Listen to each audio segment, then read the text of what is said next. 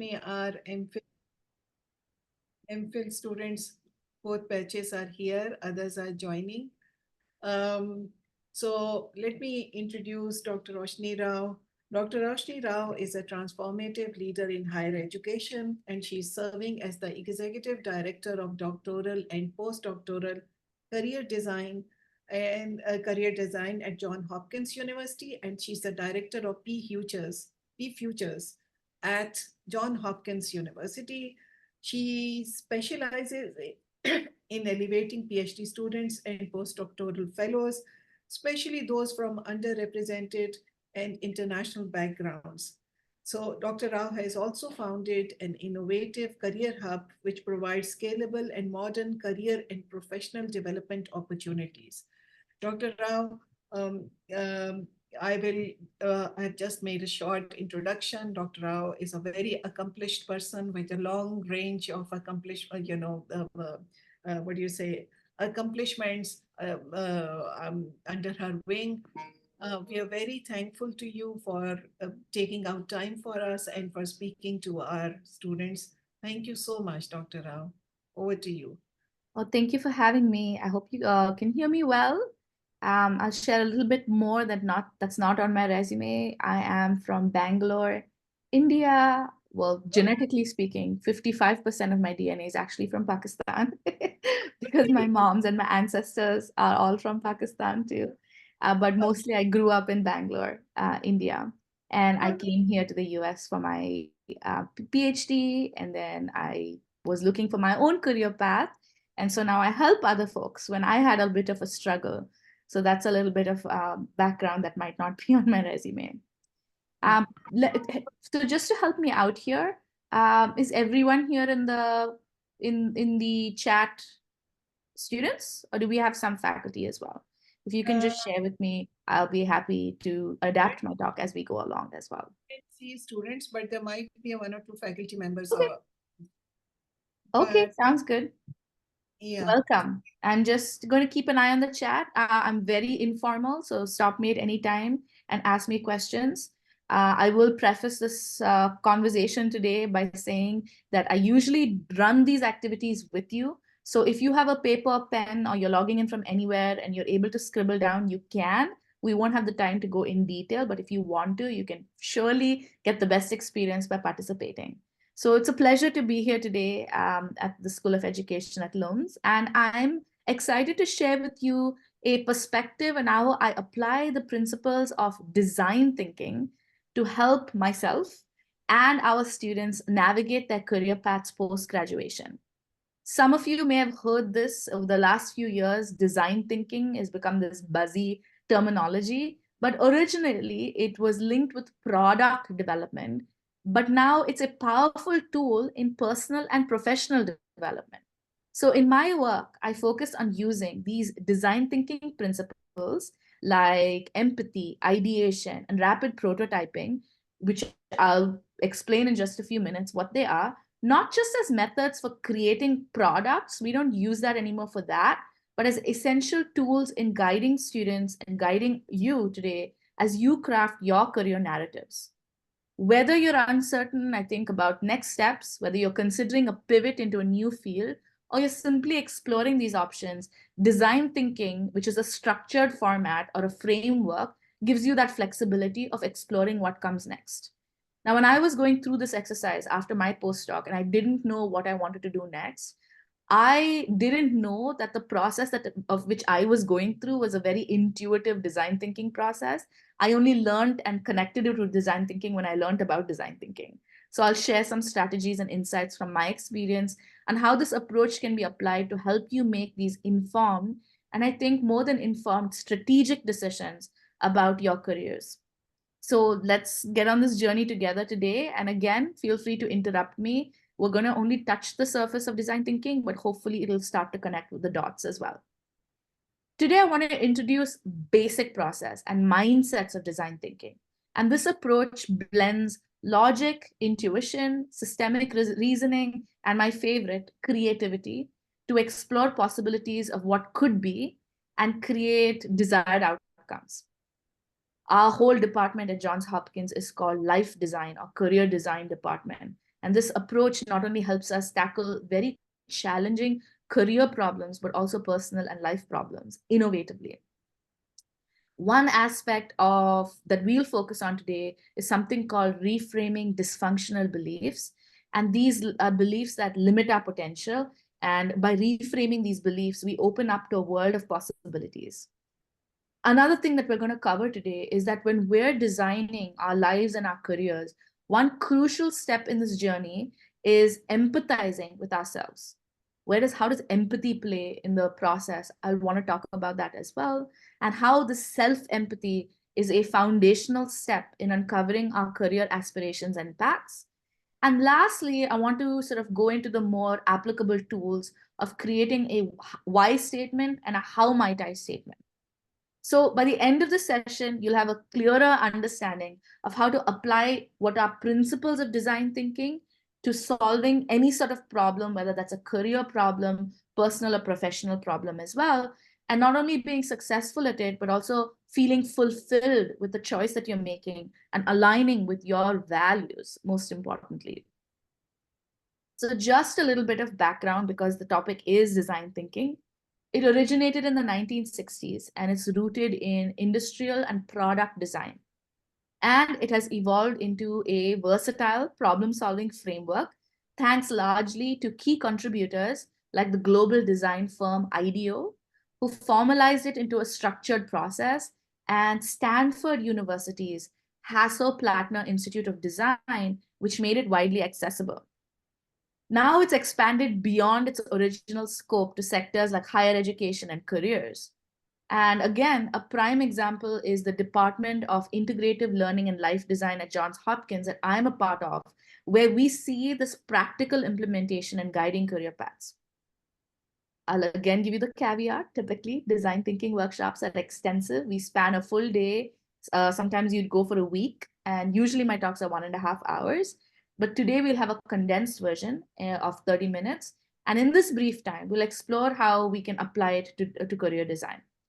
What I want you to sort of pay attention to as I speak is something called user-centered focus. And then I'll explain what that means in a second as well. So in design thinking, to explain this mysterious process, a user is central to the problem-solving process. For instance, let's consider, Apple's approach for when they introduced the iPhone. The user in this context was the potential customer of the iPhone, people looking for a more integrated and intuitive mobile experience. So let's see how the iPhone development aligns with the 5 stages of design thinking. So the first stage in design thinking is empathize. Apple researched and understood the needs and frustrations of mobile phone users at that time. They recognized a desire for a device that wasn't just a phone, but a multifunctional tool that was easy to use. Next step in design thinking is define. They define the problem as the need for a single device that could combine the functionalities of a phone, an iPod, and an internet communicator. A next phase is ideate.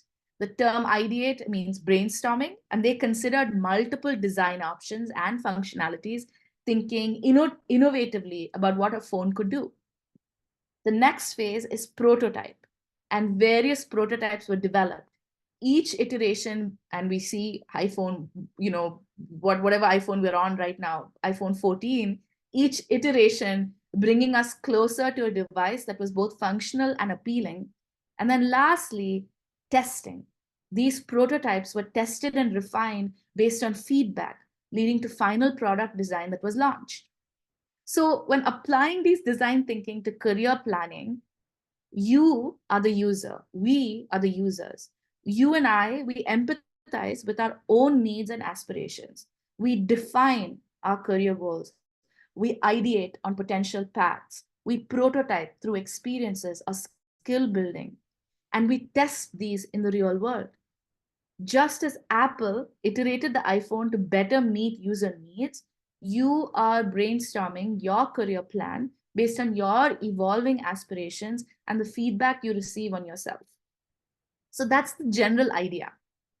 But what distinguishes designers from, say, the rest of the population is designers think differently, and they do so by adopting certain mindsets. And these mindsets become very critical in the process of designing solutions, especially career solutions. So let's just talk really briefly about what these 5 key mindsets are. The first one is called radical collaboration. So what designers do is that they're inherently collaborative, and they know that the best ideas often emerge from team efforts. What makes it so radical is the emphasis on diversity, because a team with varied experiences, different perspectives and beliefs can offer a rich tapestry of ideas. Okay, so how does that apply to design thinking? Where we always say, and design thinking for our careers, we always say, talk to as many people as possible to get perspectives on different career pathways, right? So radical collaboration, get as many people on your team with having different perspectives who can give you clarity on your career path. The next set of mindset is reframing. And this mindset is about getting unstuck. Designers use the ability to reframe to look at problems through a different lens, and that opens up new avenues for innovation. Designers are curious. They approach their work with a sense of wonder and exploration, and it's curiosity that drives them to ask questions and seek more information.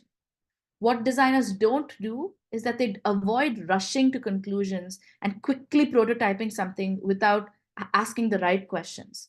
Designers say, tell me more. They ask open ended questions to understand the needs, what works, what doesn't, what's missing. In career planning, this translates to exploring various paths, talking to people, gathering as much information as possible without the preconceived notions of the right path. Another mindset is mindfulness of process. Being very aware of where you are in the process is very crucial. It helps in choosing the right approach for the stage you're in. Similarly, you might ask the question: Am I rushing towards a solution? Am I settling for my choice? Am I feeling stuck? What energizes me? What drains me on a day-to-day basis? And recognizing these aspects and being very mindful about the process can greatly influence your approach and your outcome as well. And lastly, bias towards action. The mindset is all about moving from just thinking to doing. Designers know that action generates momentum and learning. And instead of getting bogged down by hesitation or the fear of failure, they prototype, they test, they iterate. This approach is about embracing experimentation and learning by doing. There's always so much to learn. There's another course to take. There's another skill. You're only 60% qualified for that particular job that you're applying for. Do it anyway. So in career design, it translates to taking proactive steps towards your goal, whether it's networking, getting out of your comfort zone, acquiring new skills, or trying out new roles. It's not about waiting for the perfect plan, but learning from real world experiences. So these are the 5 mindsets that shape the way designers approach problems and can help us, when we do so as well, create innovative solutions. So what we're doing is we're focusing in this session today from understanding the principles of design thinking to actively applying them in our career journey. We're not looking to find effective solutions but we're trying to understand the people these solutions are for, ourselves, our data on ourselves. Okay, and so we'll see how design thinking can bring a new dimension to addressing career challenges. And I'll walk you through a couple of exercises that help me articulate what I wanted to do next, and that I usually employ that same approach for the students that I help as well. But you are all educators here. You're in the School of Education. And as educators, your familiarity with the elements of design thinking is kind of already deep-seated in your teaching practices without you even realizing. You often empathize with your students, your colleagues, your mentees, your mentors.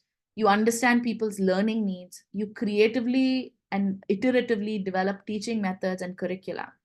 Similarly, in my work, I've taken these foundational elements and applied them specifically to assisting students in their career development. So in the very first session, I'll walk you through what I generally do with the students. And we start with the first phase of the design thinking process. And even before the empathize phase, there's a certain level of acceptance of where we are. And so we start with an acceptance phase. So I'll illustrate how acceptance and empathy plays a crucial role in understanding and guiding your journey. So imagine you're a student who is facing career-related challenges.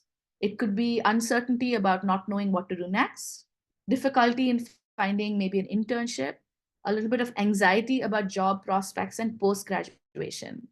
Oftentimes, we are going through life, school, coursework. We don't take the time to sit down and articulate and check in with ourselves and see where we are. So I invite you to think about how you would use this acceptance and empathy stage of design thinking in this scenario. How would you go about understanding your needs, fears, and aspirations? When you're helping someone else as educators, it's not about listening to the words of your students, but also about comprehending their motivations, their emotions, and the context of their challenges. I often start with this exercise. Why don't you fill in the blanks? My biggest open question in thinking about my future is blank. I'm currently focused on trying to do what? What is not working for me right now is new changes to my life that are beneficial are blank and blank.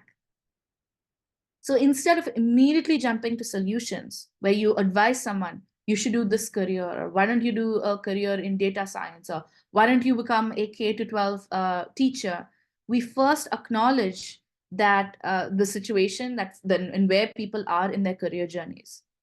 So this exercise, I'm not going to make you do it today. We'll do the energy gauge exercise instead, is how we utilize this mindset in design thinking in working with students. Next, as designers and educators, oftentimes the first step is being stuck in our thinking. And in design thinking, often there's a term called dysfunctional beliefs. These are beliefs that can significantly influence not only, say, the design process, but also the outcomes. Dysfunctional beliefs are those attitudes or convictions that can hinder the process or lead to less than ideal outcomes. This could be beliefs about what's possible for us in our careers, assumptions about our own capabilities, like imposter syndrome, or rigid ideas about the only career path that's available out there for us. For example, some people might believe that just because I studied a particular subject, then that is the only career path that is available for me.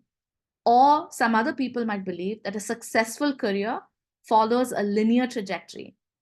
And when we have these sort of unhelpful, ungenerative, dysfunctional beliefs, they can discourage us from exploring varied experiences that could be equally valuable. So it's essential to challenge and reframe these beliefs. And by recognizing and addressing these dysfunctional beliefs, we can effectively apply design thinking principles to help students navigate their career journey with creativity, flexibility, and empathy. So the first step in the design thinking process is overcoming this hump of these unhelpful belief systems that we possess. And how we do that is by reframing. I had mentioned earlier reframing as a mindset. It involves at looking at our career challenge or problem from a different perspective to see it in a new light and uncover new solutions. It is not about changing the problem itself, but about shifting our focus and mindset to approach it differently.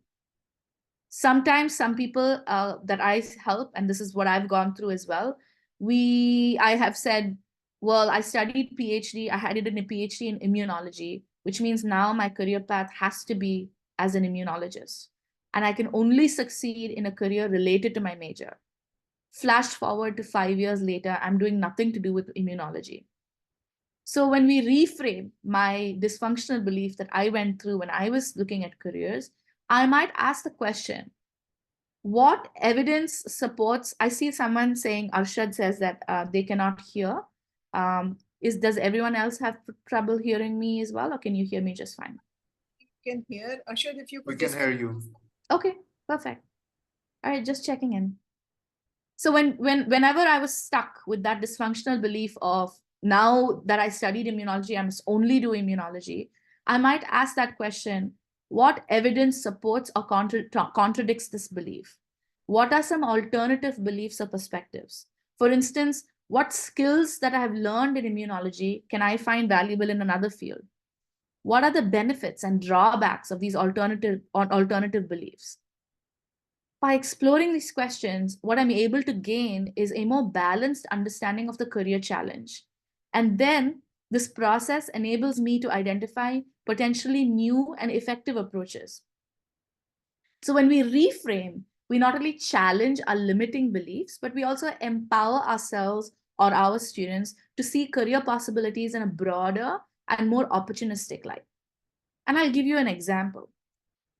So there's this idea whenever I was doing my studies, is I should know where I'm going. I did my undergrad, I did my master's, I'm doing my PhD. I should absolutely already know where I'm going.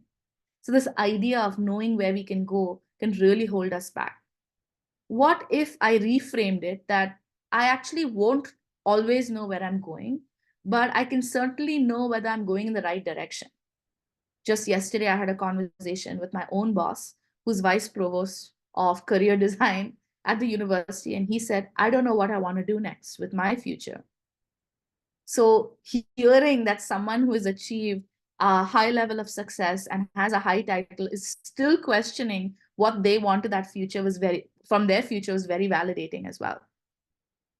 So I begin with this idea of reframing this question, because I think a lot of us are very generous with our friends, our mentees, our students, and we talk people off the ledge and said, it's okay, there's a lot to learn. You don't have to know where you're going.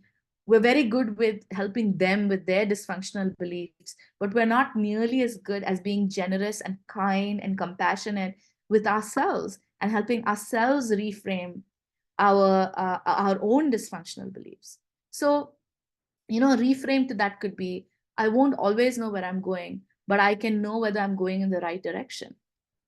Or perhaps as an academic, if there are any faculty members here or staff, or if you're taking on a lot of workload, you might say, I have to do everything myself. And if you go with that belief every day, day in and day out, it's not really solving that problem. Perhaps the reframe is, I can delegate tasks and responsibilities to others, or I can ask help for when I need it, or I can focus on my strengths and delegate tasks that are not my strengths. Or you might say, I can prioritize my tasks and focus on the most important ones.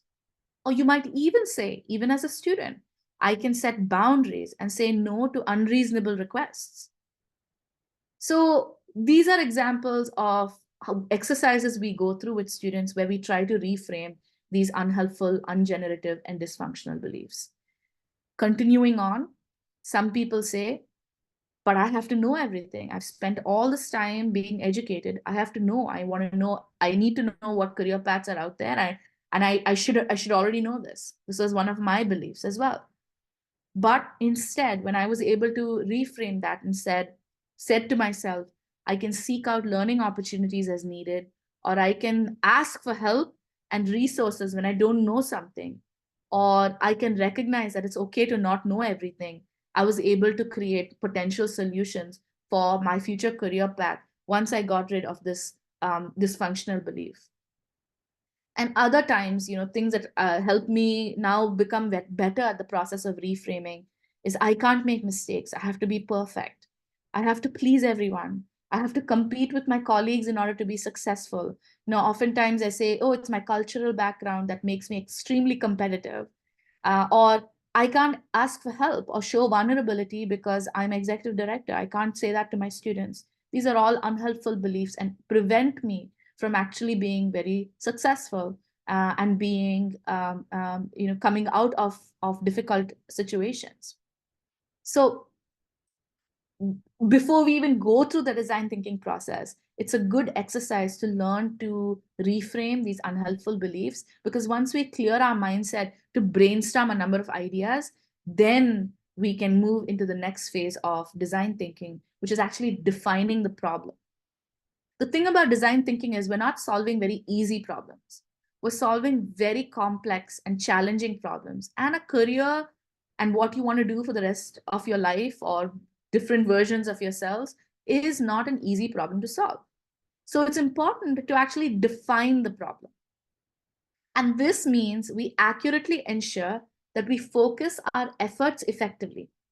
This might mean distinguishing whether your challenge or a student's challenge is truly about a lack of opportunity in their chosen field, or perhaps it's more about uncertainty in their interests or their skills.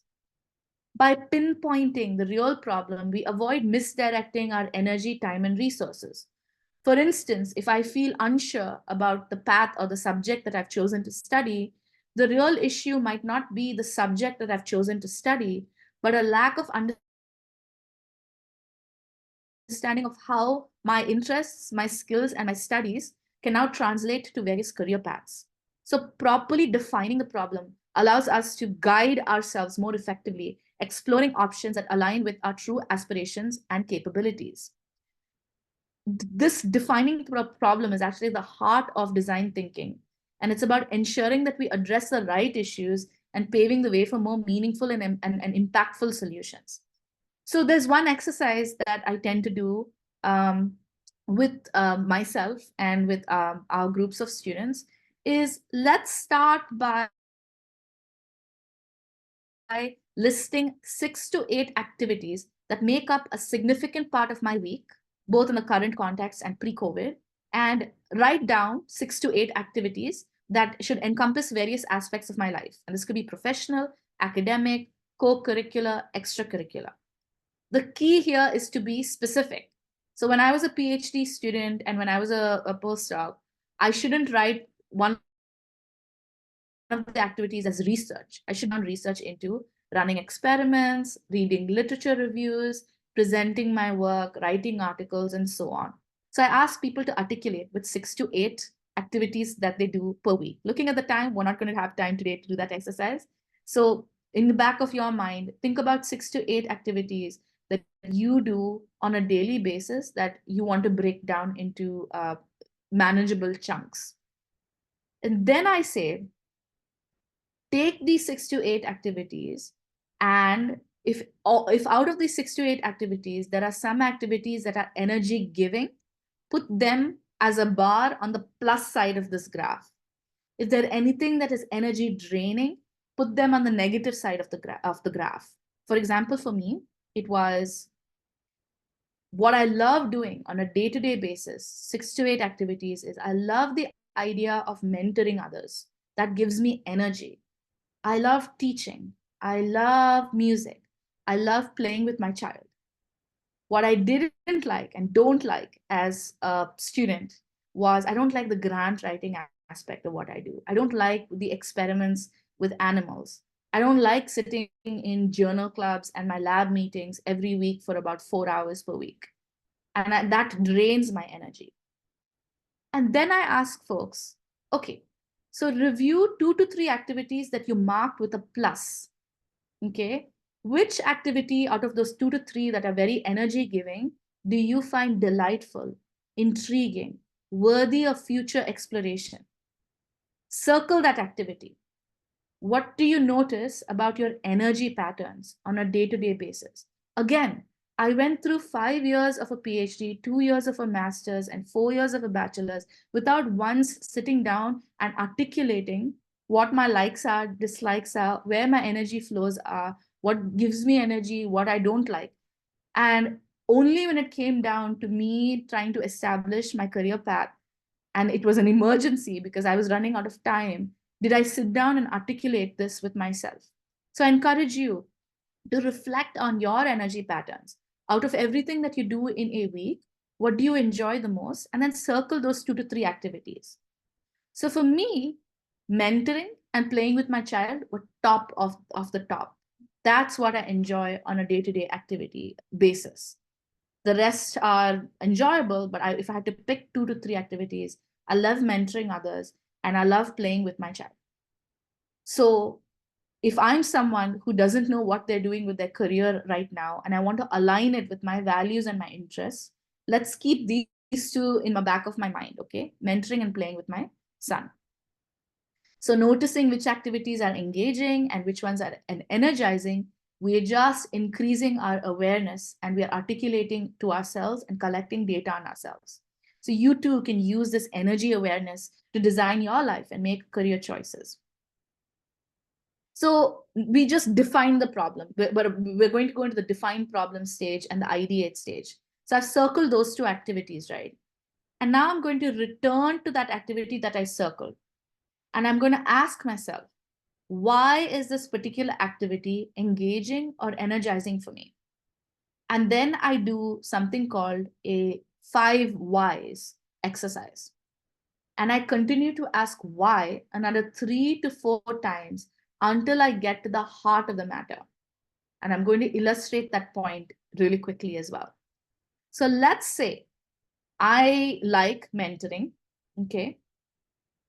I'm going to ask my 5 whys to get to the heart of why I like mentoring, because it's going to get to my core values. So first question is, why do you find mentoring engaging and energizing? So I'm going to answer to myself, and you can jot this down, because it allows me to help others grow and learn. The next question is, why does it allow you to help others grow and learn? Because it gives me a sense of purpose and fulfillment to see other people succeed. Okay, great. Why does it give you a sense of purpose and fulfillment to see others succeed? I think because it helps me feel like I'm making a positive impact and contributing towards this world. Okay, but why do you care about making a positive impact and contributing to this world? Because it aligns with my values and goals of helping others and making a difference. But why does that matter to you? Because it allows me to use my skills, my experience, my upbringing, my knowledge, who I am as a person, to make a positive difference in the lives of others. So I've gone from just realizing that I like mentoring to drilling it down to the core of why mentoring matters to me. So you see, this kind of insight is what we aim to achieve through the design thinking process. It helps us connect our activities not only to what we enjoy, but to who we are and what we truly value.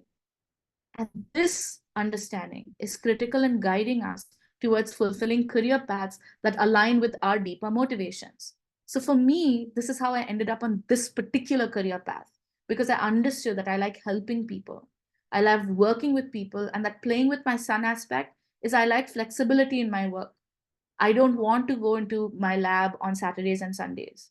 My job now allows me to build my schedule the way I want to build it, and I don't have to work on Saturdays and Sundays. So then I end up with this statement, and I'm only 5 minutes away from our end of our talk, so we can open up for questions. But we might end up with a how might I statement, which is where we start to ideate in the design thinking process. And I might say, how might I use? Remember, I ended my whys with, I like using my skills, experience, and knowledge to make a positive difference in the lives of others. And I might end my design thinking process at this point with, how might I use my skills, experience, and knowledge to make a positive difference in the lives of others? And this statement in design thinking is meant to be open-ended, and it's encouraging me to think of not just one career path, but a wide range of solutions. And it's fostering a lot of creative thinking, because there are many ways I can use my skills, experiences, and knowledge to make a positive difference in the lives of others. I can do it through education. I can do it through teaching. I could even do what I want to do through educational consulting. When I was exploring paths, I ended up on multiple different paths that I could walk on. And I just chose one to walk on at that moment. Doesn't mean that I can't walk on the other paths a few years later. So they're not about finding the right answer, but it's about exploring the various possibilities and pathways. So in my work with students, I might use this how might I statement to encourage them to think beyond the traditional career paths and consider innovative ways to achieve their professional goals. And during brainstorming sessions, these statements can be used individually or collaboratively. Like you can do it with your cohort as well. The goal is to generate as many ideas as possible without judgment, without immediate critique, without saying that it's not possible. Because this process then leads to discovering unique and personalized career paths. Recently, I had a staff member in my office, and I said, write your own job description. If it doesn't exist there, just write it. We don't know where it's going to lead, and pitch that job description to your that particular director of this particular institute. And it's exactly what she did. And they bought her pitch for her own job description, and she designed it, and she's basically going to get that job. So by embracing these like how might I statements in career planning, we empower ourselves to become active designers in our career path, exploring, iterating, changing our ideas, being open to the possibilities. So as an educator, you might end up with a statement, how might I create innovative curricula that meets the needs of students? Now you can brainstorm 1,000 different ideas. How might I create inclusive curricula? How might I create engaging curricula? So we're not just using it for career problem solving, we're using it for our work, our day-to-day problem solving as well. Or you might be mentoring students, maybe high school students, maybe you have mentees. How might I provide feedback and support for my mentees to improve their skills and confidence? How might I help my mentees achieve and identify their career goals? Or if you're a faculty member, how might I encourage my mentees to think critically and independently? So that's where we end up with the accept, empathize, define, ideate stage. And the next stage in design thinking, which we're not going to go over today since this is my last slide, is prototyping and testing. Prototyping in career design is about turning the ideas that you generated during the ideation phase into tangible plans or models. So in the context of career guidance, this might involve students developing action plans, experimenting with internships, trying out new skill building activities. It's about making ideas actionable, exploring their feasibility in the world. And then we say, go test it out, which is for our students, it could mean evaluate the outcomes of their internships. Look at how that internship made you feel, gave you energy or drained you. Gather feedback from your supervisors, ask for it, iterate on your plans all the time. Get feedback from other people and their experiences. Now, while we can't delve into these stages today, they are crucial for bringing the career exploration process full circle. So prototyping and testing, ensuring that the ideas and plans are not just now theoretical, but are grounded in practical experience and real world feedback. So in conclusion, design thinking offers a dynamic and user-centered approach to career planning, one that's especially valuable in an ever-changing landscape of professional opportunities. So I hope today's session has provided you with some brief insights into how empathy, ideation, and the beginning of prototyping can be applied in helping you in your career journey. It's about empowering you to explore, innovate, and adapt in your pursuit of fulfilling careers. So with that being said, I rushed through most of my talk. I hope you can take these concepts and apply them to your work with your own life and with students, and help people and yourself navigate your career path with creativity and confidence. And at this point, I'll be happy to take any questions, random questions about design thinking, or even questions about LinkedIn, resumes, cover letters, anything that you want. Thank you. Dr. Rao, first of all, wow, what a beautiful presentation. One of the very best talks we have had over here at the school. I think this is something we should have had at a university level, and maybe I'll reach out to you again, a wider audience. So thank you so much. Very, very interesting. And I think it raises some very interesting questions. It's so relevant to what we do and what our students are doing. So I'll encourage everyone to sort of come up with your questions. You can put them in the chat, or you could ask them. While you sort of collect your thoughts, I have two questions. Yes. Actually, a question. So, Dr. Rao, the problem that we face, for instance, Noreen, could you put your question in the chat, please? Type it in the chat so that Okay, I'm. right. Sure. So, Dr. Rao, the focus of our education system is more on competitiveness. Mm, And it is a system where we feel all the time judged. mm, And mm. then what we, for instance, this is not a teacher training school, it's more of a leadership school. So educationally, we try to Mm. sort of develop leadership skills. Mhm. But then leadership skills would need a lot of collaboration. Yes, right. So, so how do you sort of like you're working at an international, in this international space where people are coming from so many different countries, there's so Mm. much cultural diversity. So how do you handle this collaboration bit? How do we sort of talk to each other, to us ourselves, and to get ready to Yeah, work with people whom we might think we do not like, or we are yeah, not ready to like? Over to you. yeah. How do you deal with that Yeah, mindset? there's a lot to unpack there. And I can only speak from my perspective as someone who grew up in India in a very uber competitive atmosphere and was always told that if I got 98% out of 100, that wasn't enough. And 99% was the goal, 100% was the goal. I think a lot of this was another version of dysfunctional belief for me as well. And a lot of process of learning and unlearning some of my ideas and concepts for what moves solutions forward. Because when I came to Johns Hopkins University, and now I'm faced with working in a very decentralized institution, and my problem is creating career opportunities for 8,000 diverse and different students. I had to come to the full and foremost conclusion that I'm not going to be able to do this myself.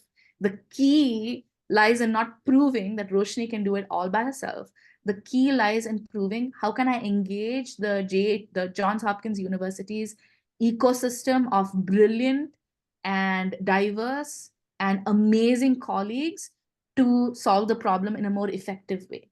I think you either get into it with the mindset already that collaboration is key, that collaboration leads to multiple diverse ideas, and collaboration opens the doors to a number of opportunities. You either come in already, or like me, you have to unlearn it and you have to learn the hard lessons, and you have to see that you're ending up burnt out because you have something to prove.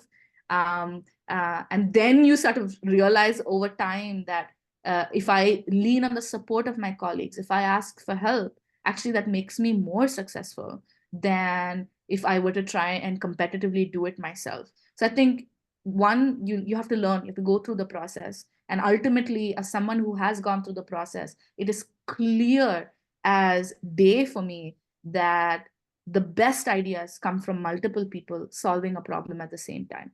And now I've reached a place in leadership where I don't like my team to agree with everything that I say. I love to be challenged. I love opposing views because it allows me to exercise my learning and growth mindset too. Otherwise, I'm not growing, and then I'm going to get stagnant in my career as well. So I think these are good leadership lessons to learn and to adjust, especially if you are moving to a space with other equally brilliant, smart, capable, competitive people. I've come to that conclusion. I mean, ultimately, the only competition that I have is with myself, and if I'm being a better version of who I am as a leader and as an educator. So Thank you hopefully so that answered that question. Yes, it does. Thank you so much. So there was a question by Noreen over here, and she Mm. says, somehow, let me see. Yeah, and she says, how do we know or evaluate if this reframing our thoughts is taking us towards work avoidance? I'm not So when quite sure. yeah, Yeah, Noreen, good question. I can see what you mean by now I'm reframing and I'm saying, oh, I don't have to work so many hours in a day. I can reframe and is that where you're going with that question in terms of a work avoidance? yeah, I think so. This is where it Yeah. is.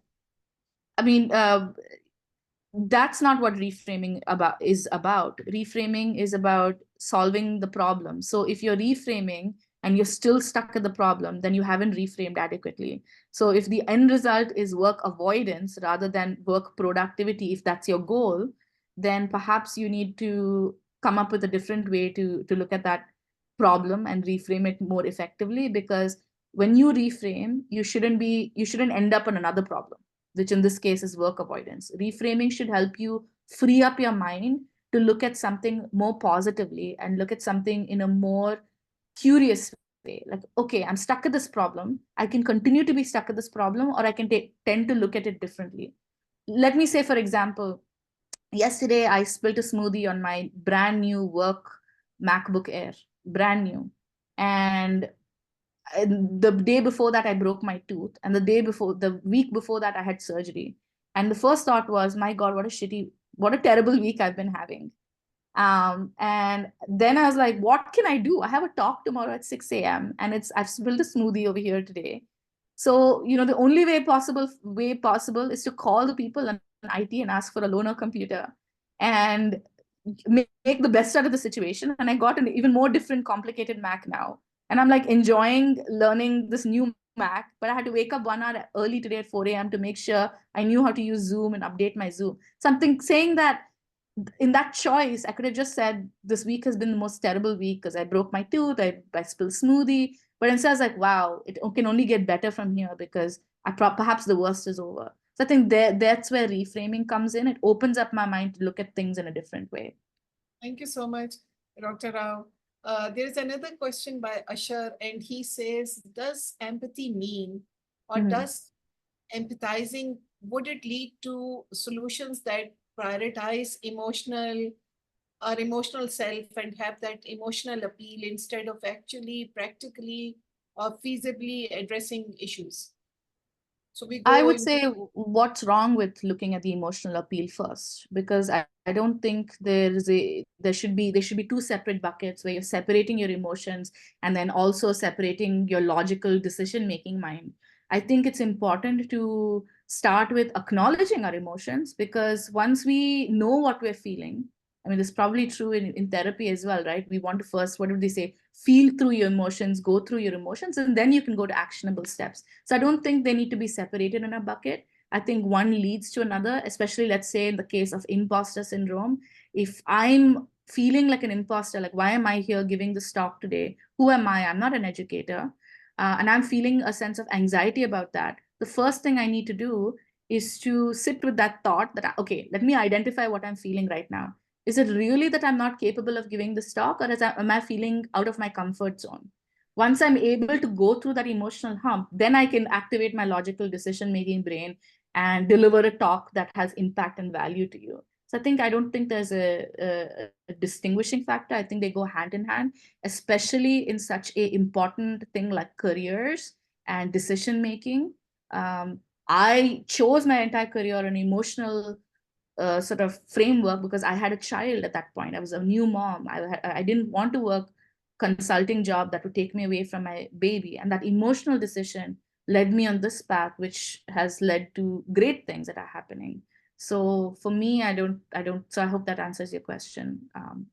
Was it So Arshad? we have a question from Mars, and he says he's involved in the teaching of children with low socioeconomic backgrounds. Mm, And his question is, how do you think I could teach such students of such age, these backgrounds, who face so many restrictions in their lives, yeah. to pursue different careers and to develop design thinking?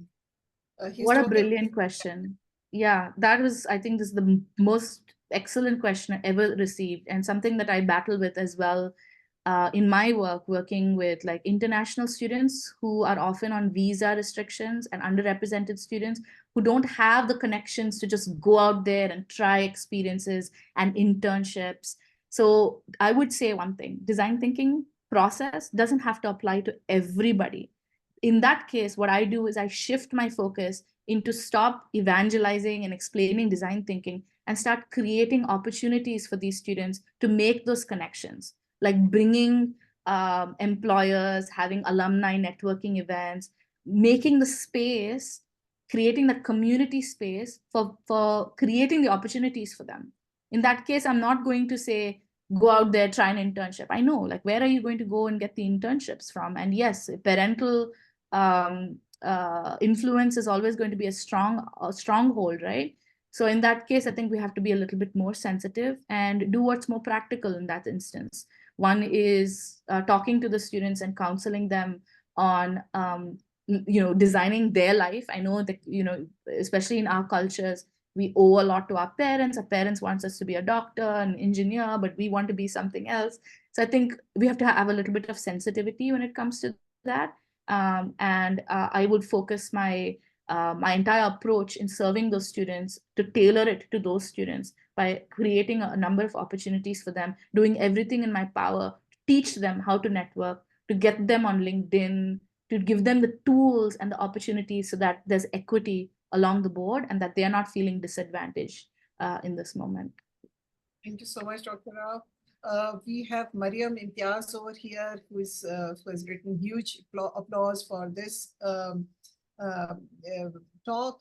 And her question is, how can the principles of design thinking be effectively integrated into change management processes? Absolutely can be. Go ahead. Sorry, I didn't mean to. No, I should not take time. So, okay. Yeah, it's the same thing. So design thinking, I think the it's a thought process, right? So let's say I'm going through this absolutely right now, change management process. My office is merging with another office. The cultures are different. We're going to become a huge office. I'm going to lead it.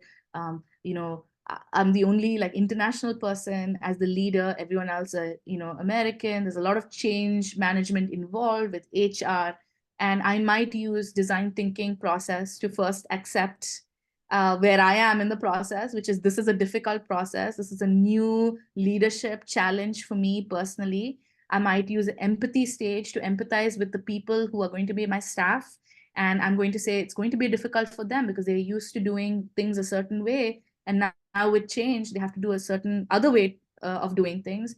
And then I might define the problem and say, okay, here is where we are at. The problem is two offices are integrating into one, and this is going to be a difficult process for everyone. I'm going to define the problem, and then I'm going to ideate solutions.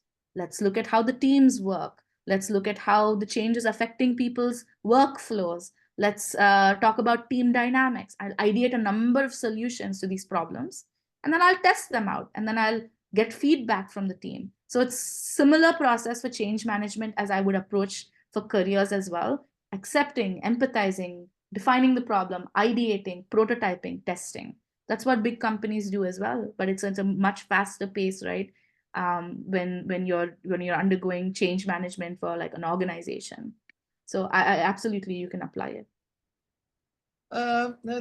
Thank you so much. There is another question. Here is Alishba, and she's saying, well, if there's somebody who enjoys training and also research, and if her answers to her questions come down to to create an impact.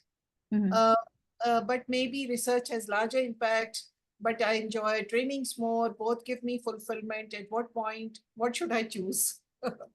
Was it the question choosing between dreaming and research? No, it's with training and research. Training. Yeah. So you enjoy, is the question in the chat? I'd love to. Yes, there is Alishba. This is here, HF. If someone enjoys training, but at the same time wants to do research, then the answers of why both lies down to create impact. So, so maybe research has a larger impact. So she's trying to think, how does she make up her mind? So she's actually thinking about, what tools should she apply more specific to, so if there are two options and she can't seem to sort of decide. Yeah, that's a difficult challenge. Definitely torn between choosing one thing over another. I would say one is exploring if there's an opportunity to do both. Now, you might not be able to do both at the same level. You might have to prioritize one, and then the other becomes part of what you do outside of work. Like, for example, I love spoken word poetry. I like poetry. That's my passion. I like creativity. I like interior design. But I also need a job that pays money in a practical way so I can support my family. So for me, it's about prioritizing a job, but not making my job my entire identity, but making sure I do my job. It's a means to an end. And in my free time, I'm able to enjoy all these things that bring me joy and spark joy in me. So that's one option. Perhaps there's a career path that's able you can do both. Another one is thinking about doing research first, spending a couple of years on it, and then moving into taking those research skills and doing training afterwards.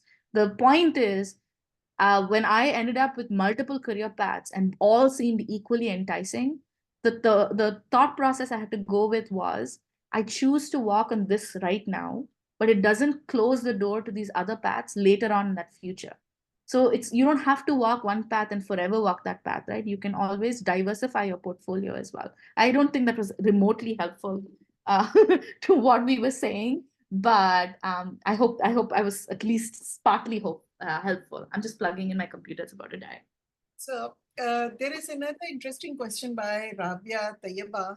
Uh-huh. Uh, and she says that you talked about reaching out to other people, taking their perspectives, but what do you do that when at times the people around you are Mm. kind of like discouraging, naysayers, which actually tell you can't do it, things, so how do we sort of like go Yeah. about it? Yeah, one thing I've learned when I've talked with students and in my own personal life is that you need allies in this career journey. There'll always be naysayers, there'll always be people who tell you it's not possible. Find your people who support your dreams. Who we surround ourselves is half of the battle. Find family members that support you, find better friends, find better mentors. As a mentor is not supposed to tell you you can't do it. So if your mentor is the one telling you that, then they're not being a very good mentor. So you might want to find alternative mentors as well when it comes to that. So reframing dysfunctional beliefs is a good strategy here. And for me, it would be, I think I might need to surround myself with people who encourage me a little bit better and who provide me the opportunity and say my name in rooms when I'm not present so that I can fulfill my dreams. So that would be my take on that question. Much, two more questions and then Mhm. we'll stop. So Anam Rahman is here and she's saying, where do we consider, how do we consider the economic aspect in all this? At what stage does that come in?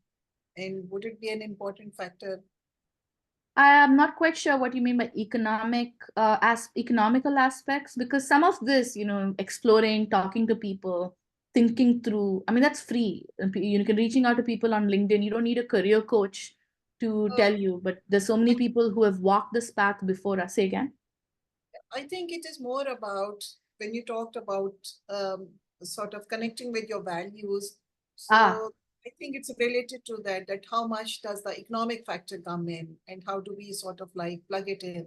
oh Something yeah, like, like making money as a yes, factor. yes, yes. Absolutely. If that is your value system and your belief system, let's say in that energy gauge, right? One of your top things was, I want to make a certain amount of salary that's going to make me happy. But on the other end, like I want to make millions of dollars, that's going to make me happy. And on the other end, you say, but I want a lot of free time and flexibility with my work.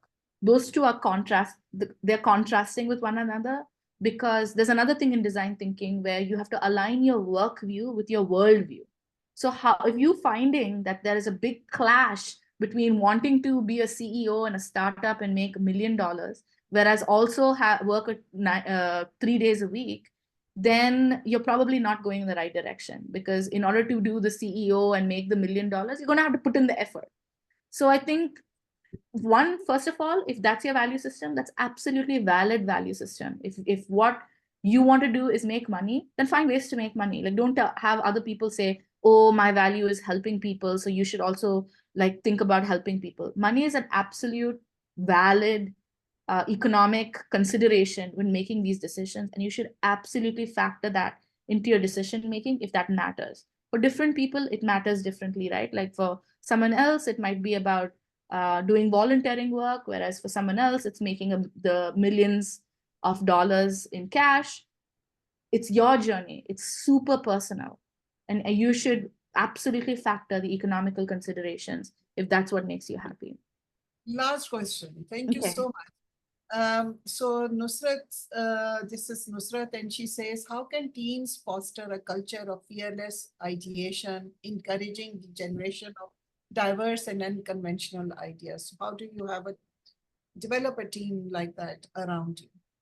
Yeah, you have to model it as a leader. I think, just you can't motivate your team to do something and for them to be aspirational and innovative. As a leader, it's your job to mentor your team, to bring out the best in them so that they feel that they have the space, the freedom, and the judgment-free zone to be innovative. So as a leader, what I would do is encourage a environment of failure, that if they do make a mistake, if they do fail, that's completely fine. That's not the important part. I just want you to be able to try things.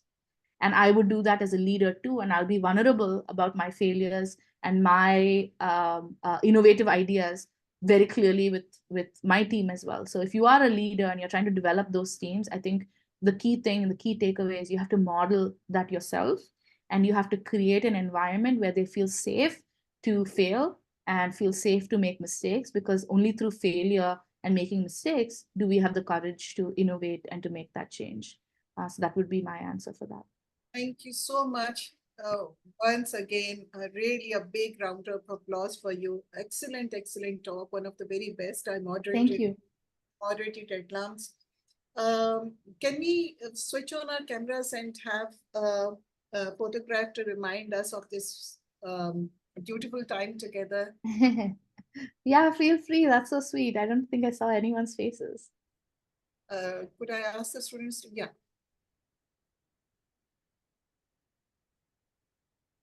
Aisha, आपकी कोई there's thank God. Otherwise, just take a minute. So, are we ready? Yes, Dr. Teba, I'll be taking the screenshots. Some people might not feel comfortable, so let's take a picture. Right? So thank you so much. Thank you. एक और भी होगी है ना second page पे जाके जी second page.